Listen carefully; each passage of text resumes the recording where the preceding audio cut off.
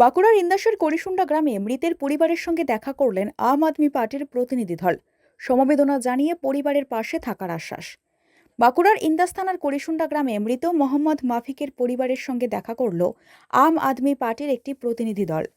Up রাজ্য নেতৃত্ব এদিন করিসুন্ডা গ্রামে গিয়ে মৃতের পরিবারের সঙ্গে দীর্ঘক্ষণ কথা বলে তাদের সমবেদনা জানান।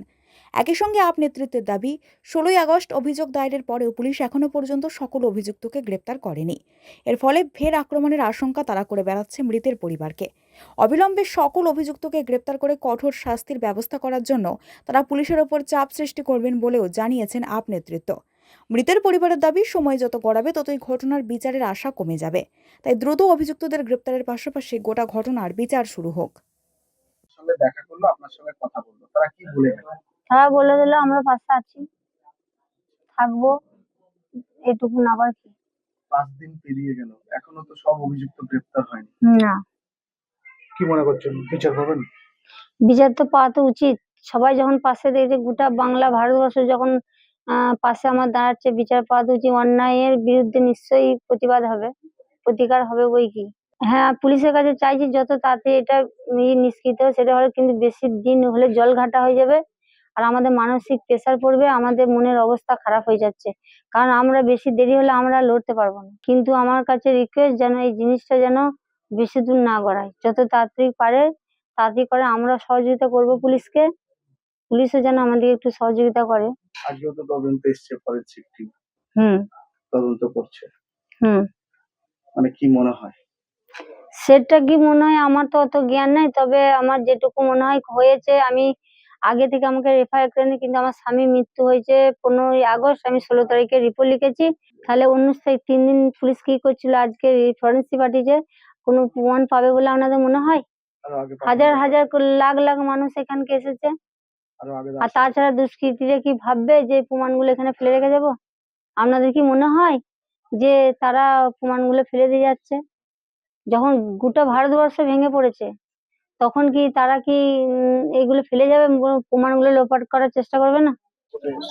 আমরা আজকে আম আদমি পার্টির পক্ষ থেকে এসেছি এবং পরিবারের প্রতি সমবেদনা জানাতে এসেছিলাম। তার সাথে সাথে পুলিশ যেভাবে কাজ করছে তাতে পরিবার খুব একটা সন্তুষ্ট নয়, সেই অভিযোগ ওনাদের শুনলাম আমরা, এবং আগামী দিনে আমরা প্রশাসনিক স্তরে এরপরে ব্যবস্থা নেব, যাতে পুলিশের উপরে চাপ সৃষ্টি করে যারা প্রকৃত দোষী, দুষ্কৃতী যারা এই ধরনের ঘটনার সাথে যুক্ত, তাদের প্রত্যেককে যেন গ্রেফতার করা হয় এবং তাদেরকে যেন আইনের দ্বারা শাস্তি দেওয়া হয়। তারা কি ভয়ে আছে? কি বুঝলেন, কি বললো, কথা কি বললো? আজকে আমি এটা বুঝতে পেরেছি যে ওনাদের মনের জোর আছে, ওনারা দাঁড়িয়ে আছেন, কিন্তু আমাদের সকলকে একত্রিত হতে হবে। আজকে এটা আমাদের দেশের দুর্ভাগ্য যে দেশ স্বাধীন হওয়ার 80 বছর পরেও একটা সামান্য স্কুলের জন্য মানুষকে মারধর খেতে হচ্ছে, প্রাণহানি হচ্ছে। এটা ভাবা যায়? আমরা তো স্বাধীন দেশে বাস করি, এবং এই স্বাধীন দেশে একটা স্কুল সুস্থ করবার জন্য, স্কুলকে ভালো করবার জন্য, এই যে রাস্তাঘাট আপনারা তো পেরিয়ে আসছেন, আপনারা দেখছেন, মানুষ দেখছে যারা আসছে, এই রাস্তাঘাটে মানুষ বসবাস করছে দেশের স্বাধীনতার 80 বছর পরেও।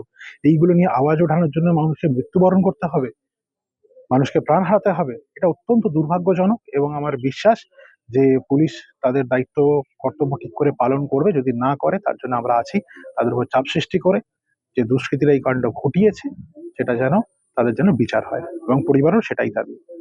এখনো সব অভিযুক্তরা তো গ্রেপ্তার হয়নি। না, অভিযুক্তরা গ্রেপ্তার হয়নি, এবং মানে আমার অবাক কাণ্ড হচ্ছে যে 15 তারিখে প্রাণহানির ঘটনাটা ঘটেছে, তারপরে 3-4 দিন কেটে গেছে, সবকিছুই হচ্ছে, কিন্তু ওই দুজনকে মানে অভিযুক্তকে এখনো ধরা যাচ্ছে না কেন? মানে সেটা কি পুলিশের ব্যর্থতা, সেটা কি প্রশাসনের ব্যর্থতা? এই মানুষগুলো, ওই দুটো মানুষ যতক্ষণ না বাইরে আছে, ততক্ষণ বাইরে ঘুরে বেড়াচ্ছে, এরা কতটা নিরাপদ? কতটা নিরাপদ এরা? আজকে কি গ্যারেন্টি আছে যে এনাদের উপরে আবার আক্রমণ হবে না? আজকে ওনার মায়ের সাথে কথা বলে আমি যেটা বুঝলাম সেটা হচ্ছে, ওনারা এই ভয়টাই পাচ্ছেন যে আবার যদি আমাদের উপরে আঘাত আসে, তখন আমরা কোথায় গিয়ে দাঁড়াবো, কার কাছে দাঁড়াবো? তো পুলিশের এটা উচিত খুব দ্রুত এই কেসটাকে সলভ করা, বাকি যারা অভিযুক্ত হয় তাদেরকে ধরা এবং তদন্ত সম্পন্ন করে তাদেরকে কোর্টের সামনে নিয়ে যাওয়া। পশ্চিমবঙ্গ পুলিশ টুইট করে বলেছে যে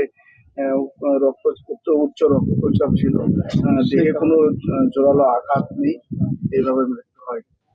মানে এটা কি ওনাদের প্রিলিমিনারি ইনভেস্টিগেশন রিপোর্ট না চার্জশিট, সেটা বলেছে? যে কি মানে ওনারা তদন্ত কি শেষ করে ফেলেছেন, কেস কি র্যাপ আপ হয়ে গেছে? তাহলে প্রিলিমিনারি ইনভেস্টিগেশন হতে পারে যে ওনারা জানাচ্ছেন।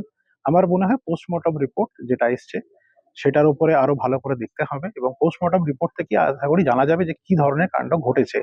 তবে হ্যাঁ, এটা তো সঠিক ঘটনা যে আজকে ওনাদের উপরে যে আক্রমণ হয়েছে সেটা তো পুলিশ অস্বীকার করছে না। করছে কি? করছে না। তা আক্রমণ যে হয়েছে এবং সেইখান থেকে একটা ঘটনা ঘটেছে, দুর্ভাগ্যজনক একটা মৃত্যু ঘটে গেছে।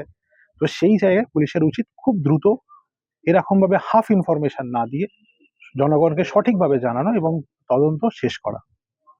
পশ্চিমবঙ্গ সরকার অনুমোদিত স্বাস্থ্যসাথী মান্যতাপ্রাপ্ত রোগী পরিষেবার বিশ্বস্ত প্রতিষ্ঠান দামোদর হেলথ কেয়ার। এখানে রয়েছে 24 ঘন্টা emergency service, doctor chamber, semi modular OT, orthopedic surgery, প্রসূতি ও গাইনি বিভাগ, general surgery, ENT surgery, uro surgery, micro বা ল্যাপ্রোস্কোপিক সার্জারি, মেডিসিন বিভাগ, upcoming ICU, dialysis, advance physiotherapy, diagnostic centre, pharmacy, 24x7 lift ও ambulance পরিষেবা, medical insurance. আমাদের ঠিকানা মিল মোড়, কোতুলপুর, বাঁকুড়া। মোবাইল নাম্বার 9475240280 অথবা 9475240290 অথবা 9647180100।